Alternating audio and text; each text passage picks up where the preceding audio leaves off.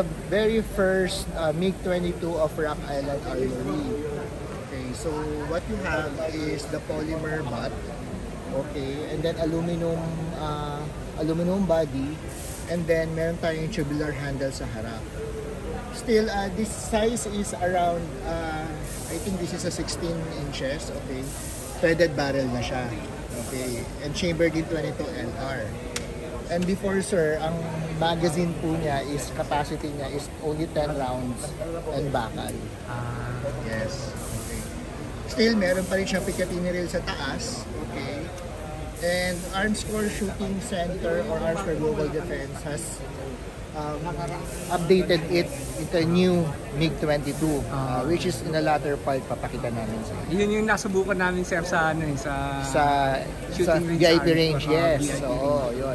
It still sabi nga ni sir, ilalabas daw ninyo ngayon sa yes, sir, tama. Same features, ganoon pa rin yung trigger niya, malambot. Yung trigger niya is averaging to 2.3 to 2.5 pounds. Malambot, sir, okay siya. And then the new MiG, which is papakita namin sa inyo mamaya, yung magazine niya is 15 rounder na. We're still in the develop of a higher capacity magazine. Iba na yung front, nagkaroon na tayo ng M-lock, and then iba na rin yung butt niya. Parang ano siya, sir, naging AR style. Yes, AR style na talaga AR siya. style na siya. So it is good and it's designed for mini rifle competition. And then of course, once na ma-upgrade lang namin yung magazine. Sige, sir. Puntahan natin yan, sir. So sir, ito na yung upgrade ng ng yes. MiG-22. So this is the new Rock Island Armory MiG-22 right now that we are selling and available in Arms Corps Shooting Center. So as you can see, we have the M-lock front rail. Okay. Picatinny on the 12 o'clock. Okay. And then iba na rin yung butt niya. Adjustable. Adjustable na siya. So, and then out of the box, meron na siyang kasamang front side and flip outside siya.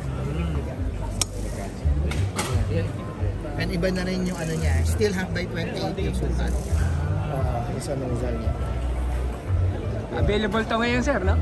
Yes, available in all Arms Corps Shooting Centers, especially this coming this DISAS until Sunday. Okay, at the discounted price. Okay, and of course you can also catch us next month at mega sale in Arms Corps Shooting Center Marikina.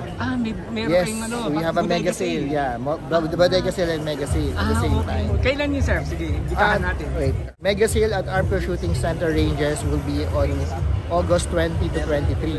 August 20 to 23. Where all the Arms Corps Shooting Center and Squares Bingham branches will going to join us and provide discounted firearms and ammunition and accessories.